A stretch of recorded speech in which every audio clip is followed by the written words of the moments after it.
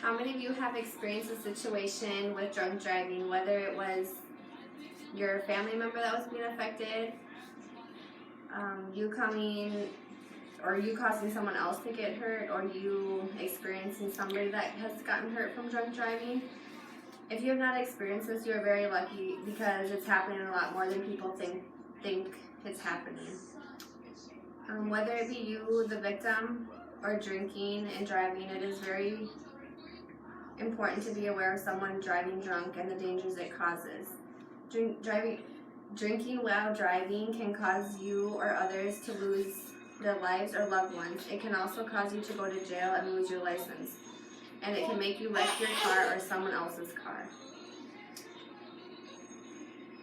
First, I will start sharing with you like the people losing their lives over drunk driving. The deaths from drunk driving, according to the National Highway Traffic Safety Association, 27 people die every day from drinking and driving. Whether it be them driving or they get hit by a drunk driver, or they're driving drunk, or whatever the case may be, there's 27 people dying every day from drunk driving. Also in 2013, 200 children were killed in an alcohol-impaired driving crash.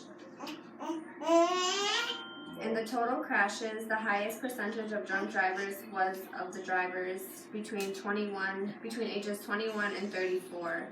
Some people may find that hard to believe, but it's more common for younger people to go out and party and don't think before they get in a car and just take off, and they go home and they end up getting into a car wreck. So it is very important to think before you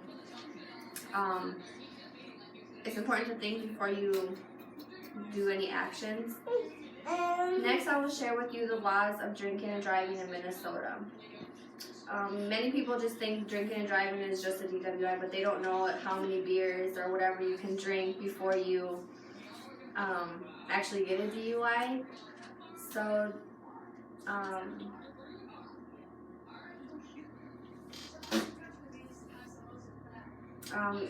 if you get in trouble for drinking and driving, there's several different penalties that you can face. It can either be you go to jail, you get a fine. Some cops may let you off with a warning. It depends.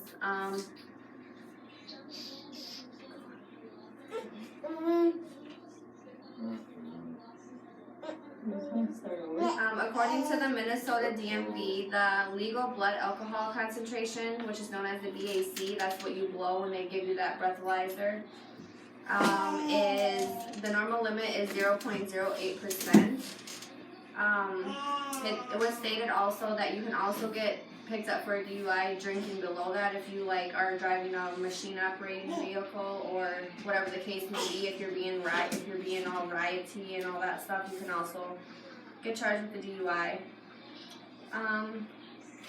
DUI is also just not alcohol. It's drugs, medication, or whatever the case may be. So just be careful with that.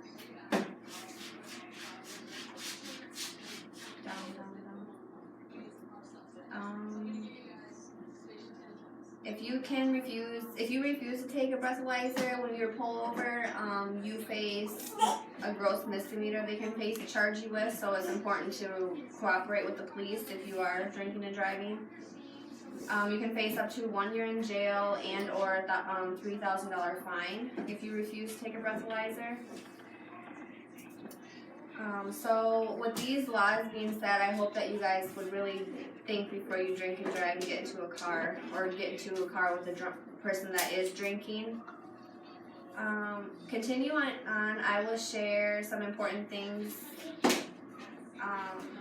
that can happen while you're drinking. Some of them are a lot of your important property, like your car. If somebody crashes into your house while they're drinking and driving, all that stuff can be damaged. So it's important.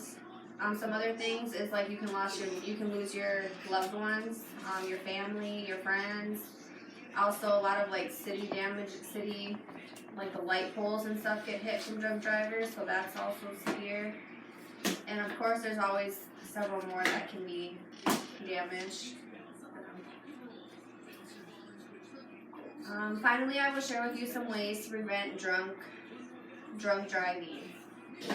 Ways to prevent drunk driving is never to allow a drunk driver to take off with their keys. Like if you're in a bar and you see your friend gonna leave, you should always take away their keys or push them out of the way so they can't get in their car, whatever it may be, because there's several situations where you let somebody drink and drive and then they go home and they get into a crash down the road, which I have experienced, and it's not very cool. According to a state farm representative, ways to prevent or to be responsible are, you should always be responsible. If you know you're going out drinking, you should always be responsible. If you're going to be out drinking, you should always have a designated driver. So whether it be your pregnant friend that can't drink or something, just so there's no temptation, always have somebody that can DD for you. Go up. You can also, there's always a public taxi. You can call a public taxi. I know on Turkey Day, some of the police will give you a ride for free. So whatever the case may be, you can hide your keys if you're going to be drinking. Just leave your keys at home. And if you're smart about it and you go out drinking, make sure you stop like several hours before you're going to leave. So then you can sober up a little bit at least. Now that I have provided you guys all with the information about drunk driving, I hope that the rest of the time, or I hope that the next time you guys decide to drink and drive, you guys think about it and don't get into a car drinking while driving, because it can also affect many people around you, just not affecting yourself. Many people don't realize how important drinking and driving can actually be. So I hope with this being said, you guys will learn not to be drinking and driving. Stop, Christopher.